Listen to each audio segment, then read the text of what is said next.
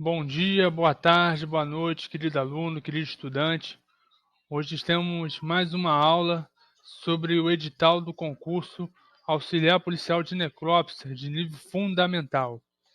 Essa prova será aplicada agora em janeiro, no dia 23, cuja banca é a FGV.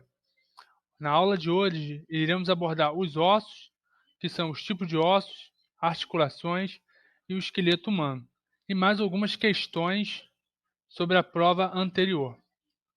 Essa aula já é uma das séries de aulas que eu já estou aplicando aqui no canal. Caso você queira ver os outros vídeos, irá passar um card nesse exato momento, indicando um dos vídeos que já está presente aqui no canal. Então vamos lá. Iremos começar falando sobre o tipo de ossos.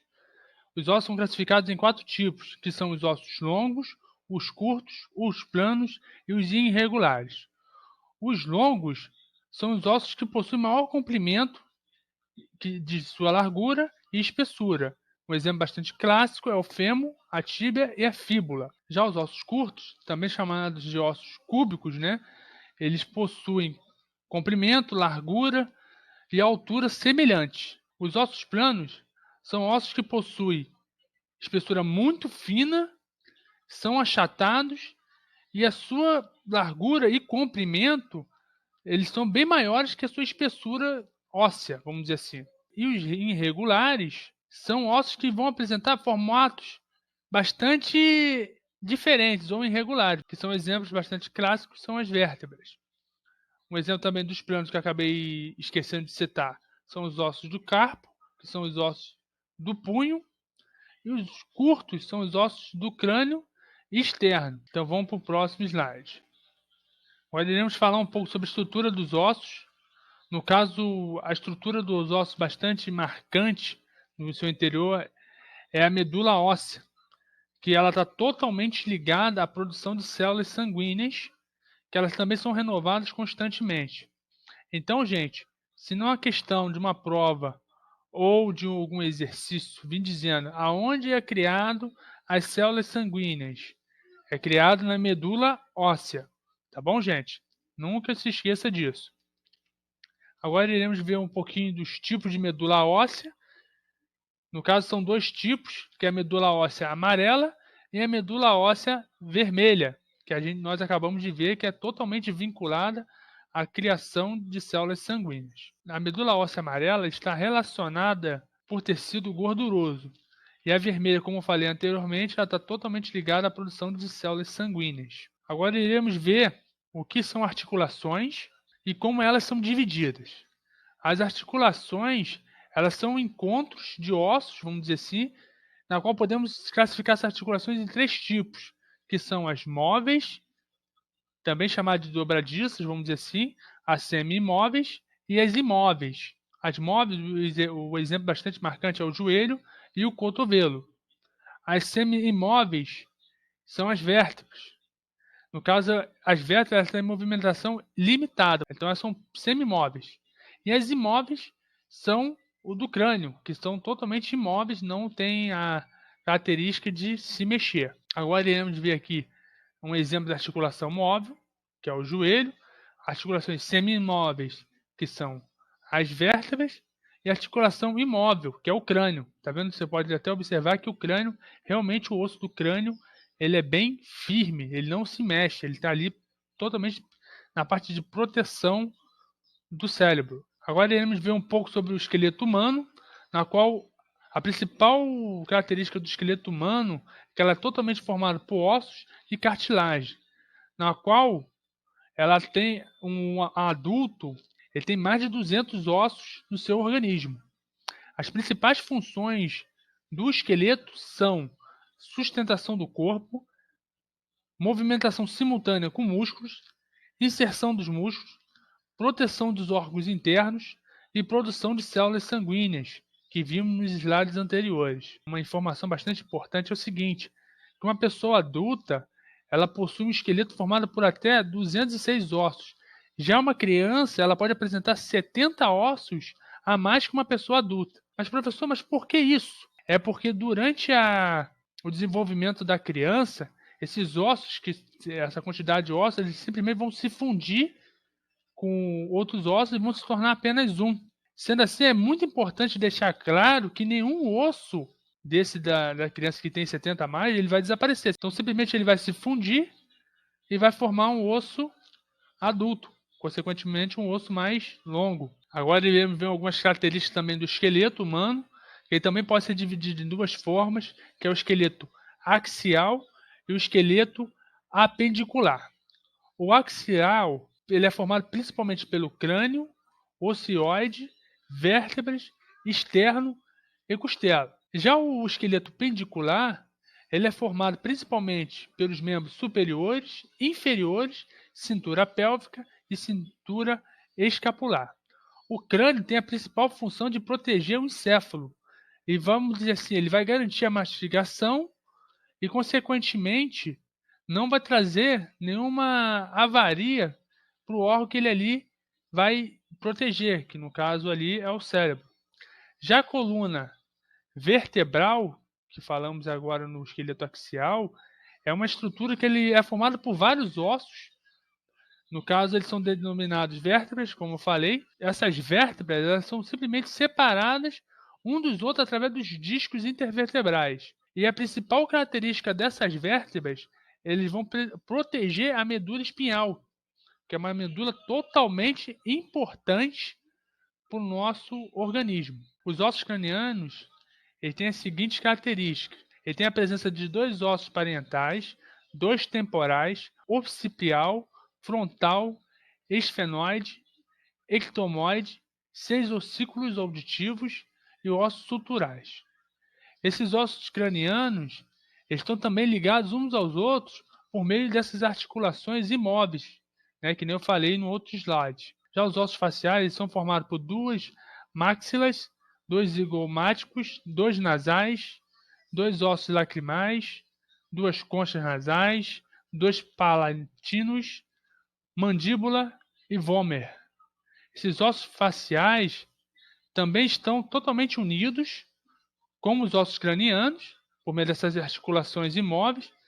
Uma exceção bastante marcante é a mandíbula, tá?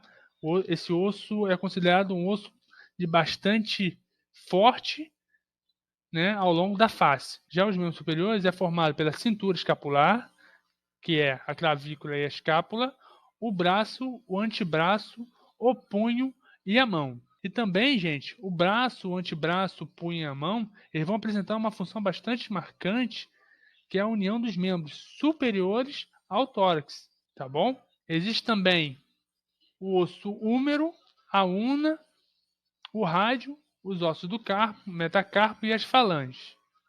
Os ossos do carpo, eles são formados da seguinte forma: são escalafoides, semilunar, piramidal, piciforme, trapézio, trapezoide, capitato e uncinado.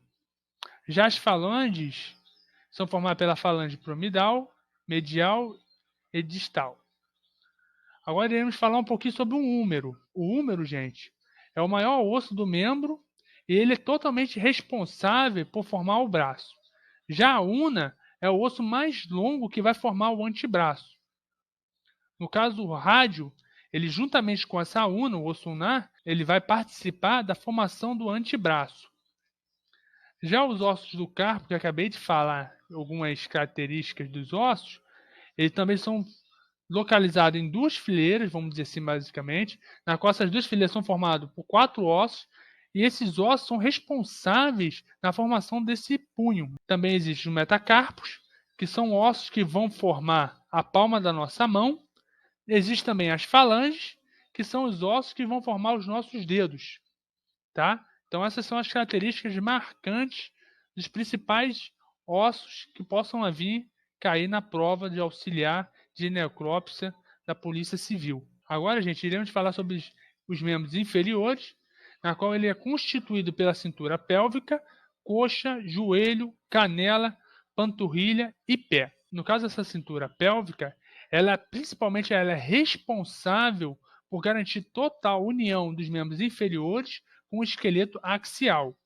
Essa cintura pélvica ela é formada pelos ossos do quadril, tá, gente? Então, cintura pélvica é a mesma coisa que os ossos do quadril, tá bom? Agora iremos falar sobre os ossos do membro inferiores, são os seguintes: é o fêmur, patela, a tíbia, a fíbula, os ossos do tarso, metatarso e falange. No caso, gente, o fêmur é o maior osso do nosso organismo, tá bom? A patela, ela fica ali no meio da articulação do joelho. A tíbia, nós chamamos popularmente de osso da canela. A fíbula é o osso da panturrilha. No caso, os ossos do tarso vão reunir vários ossos, que são o talos, o calcanâneo, o nacular, medial, enfim, entre outros ossos. E esses ossos do tarso, eles são semelhantes àqueles ossos que formam nossos punhos no membro superior, vamos dizer assim. Já os metatarsos é um grupo formado por até 5 ossos, tá, gente? As falanges são os ossos que vão formar os nossos dedos. No caso, o hálux, vamos dizer assim, é o dedão do pé, no qual ele é formado por 2 falanges, e o restante dos dedos dos pés, eles vão apresentar até 3 ossos, tá bom? Essas são algumas características que é bom para a desenvoltura do nosso estudo. Agora iremos ver algumas questões anteriores da prova de auxiliar de necrópsia da Polícia Civil. No caso, a prova foi de 2002, a banca dessa prova foi a FAEPOL. Iremos ver as seguintes questões. A primeira questão é a seguinte, é da FAEPOL 2002. Um certo tipo de articulação, que pode ser comparada à dobradiça de uma porta, permite movimentos de flexão em um único plano. No corpo humano, esse tipo de articulação é encontrado na ombro e quadril? Não. Cotovelo e joelho? Sim. Por quê? Porque o cotovelo e o joelho vão fazer aquele mecanismo de igual uma dobradiça. Ele vai abrir e fechar igual uma dobradiça. Tá bom? O quadril e o pescoço, que é a letra C, não fazem esse mecanismo. O pescoço e o cotovelo também não. E o ombro e o joelho também não. Então a resposta correta é a letra B, cotovelo e joelho. Tá bom, gente?